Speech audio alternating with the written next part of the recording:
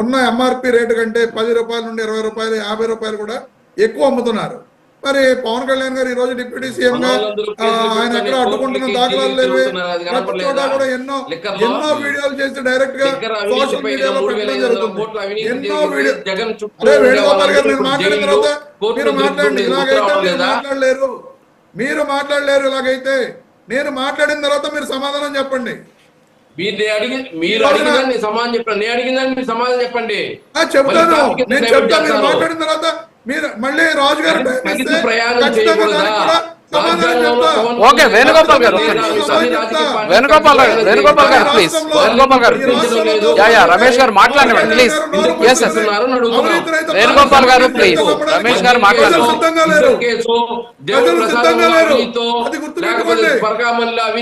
వచ్చినట్టు ఈ రాష్ట్రాన్ని చంద్రబాబు నాయుడు గారు పవన్ కళ్యాణ్ గారు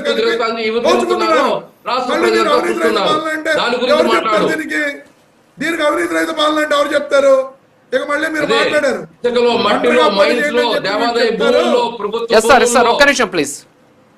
ఒంటరిగా పోటీ చేయండి అని వీళ్ళు చెప్తారు, మార్చమని చెప్పండి అని చెప్పి వేణుగోపాల్ గారు మాట్లాడారు. నేను మాట్లాడిన కాంటెక్స్ట్ ఏంటి? అసెంబ్లీలో అడుగు పెట్టలేరు అన్న స్థాయి నుంచి ఢిల్లీలో చక్రం తిప్పే స్థాయికి పవన్ ఎదగడం విమర్శకులకు చెప్పపెట్టు లాంటిదా అని చెప్పి రాజు గారు ఓపెనింగ్ రిమార్క్స్ లో క్వశ్చన్ వేస్తే ఆ క్వశ్చన్ నేను సమాధానం చెప్పాను. ఈ రోజుగా ఒంటరిగా కరెక్టే కదా. ఇప్పుడు ఒకటి అది దానికే కాదు సార్. రమేష్ గారు వేణుగోపాల్ గారు ఒక్క నిమిషం ఆగండి ప్లీజ్.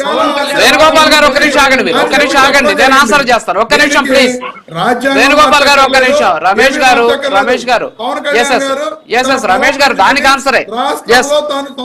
ఓకే ఓకే రమేష్ గారు పరిస్థితిని తెచ్చుకోమని అర్థమైందా వేణుగోపాల్? దానికి అదే దానికి ఆయన ఆన్సర్ చేస్తున్నారు. సొంతంగా ఎమ్మెల్యేగా పోటీ చేసి గెలిస్తే తప్ప వాళ్ళు ప్రభుత్వాలు ఏర్పాటు చేయాలి, లేకపోతే సొంతంగా పార్టీ పోటీ చేస్తే తప్ప వాళ్ళు ఎమ్మెల్యేగా గెలుస్తారని చెప్పేసి రాజ్యాంగంలో ఎక్కడా లేదు. ఓకే, రాజ్యాంగంలో ఎక్కడా లేదు. అంటే మీరు చెప్పేటటువంటి సిద్ధాంతాలు కాదు ఇక్కడ. రాజ్యాంగం సంకీర్ణ ప్రభుత్వాలని ఎప్పుడో రాజ్యాంగంలో ఉన్నటువంటి అంశాలు అవన్నీ. మరి మీరు అందుకే ఆయన అంటున్నారు వేణుగోపాల్ గారు మరి రాజ్యాంగాన్ని మార్చండి, రాజ్యాంగాన్ని మార్చండి అని చెప్పి ఆయన అందుకే అంటున్నారు. మరి మీరు రాజ్యాంగాన్ని మార్చండి అంటున్నారు. కరెక్టే సార్, కరెక్టే. పోటీ చేయమని మరి పోటీ చేస్తేనే కదా. ఇప్పుడు ఎంపీలు వచ్చారు, అసెంబ్లీ గేట్ దాటిని అన్నారు, అసెంబ్లీలోకి వచ్చారు, తర్వాత వచ్చేసి రాజ్యసభలోకి వచ్చారు, పార్లమెంట్ లో అడుగు పెట్టారు, మండలిలో అడుగు పెట్టారు, ఈ రకాలుగా అడుగు పెట్టినటువంటి పరిస్థితి కదా. ఇంకా కూడా 2 సంవత్సరాలు దాటినా కూడా అలాగాదు రమేష్ గారు, ఇంకా 2 సంవత్సరాలు దాటినా కూడా ఒంటరిగా పోటీ చేయండి, ఒంటరిగా పోటీ చేయండి. ఏంటిది అసలు? మాట్లాడకూడదు. ఒక నిమిషం రమేష్ గారు. రమేష్ గారు ఆ రోజుల్లో వైఎస్ రాజశేఖర రెడ్డి గారు ఎన్ని పార్టీలతోటి పొత్తు పెట్టుకున్నారో చూసుకోండి ఫస్ట్. అలాగా సార్ ఆ రోజుల్లో ఎన్ని పార్టీలతో పొత్తు పెట్టుకున్నారు చూడండి ఒకసారి.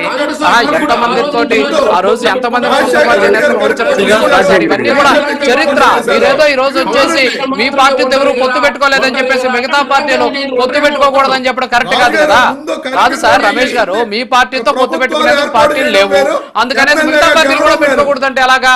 సంకీర్ణ ప్రభుత్వాలు అనేది భారత రాజ్యాంగంలో ఉన్నటువంటి ఒక క్లాజ్. అది సంకీర్ణ ప్రభుత్వాలు ఏర్పడచ్చు. పవన్ కళ్యాణ్ నలుగురితో 5 మందితో పోయాడా పక్కన పెట్టండి. కాదు సార్, నలుగురితో పోయారా 5 మందితో పోయి ఆయన ప్రభుత్వాన్ని ఏర్పాటు చేశారా పక్కన పెట్టండి. ఆయన ఎలా గెలిచారో పక్కన పెట్టండి. మీరు ఎలా ఓడిపోయారో కనీసం ఇప్పటికైనా సరే ఆలోచించండి. దాన్ని వదిలేసి ఎంతసేపు పవన్ కళ్యాణ్ ఒంటరిగా పోటీ చేయాలి, ఒంటరిగా పోటీ చేయలేనోడు అసెంబ్లీలో అడుగు పెట్టారని చెప్పేసి మాట్లాడడం కరెక్ట్ కాదు కదా. Okay sir, okay. నేను ఈ రోజు చాలా కూల్ గా డిబేట్ చేయాలనుకుంటున్నాను. సార్ ఒక్క నిమిషం వేణుగోపాల్ గారు, టైం అవుతుంది ప్లీజ్. ఒక్క నిమిషం. కుప్పంలో చంద్రబాబు నాయుడు గారు ఒంటరిగా పోటీ చేసినా గెలుస్తాడు.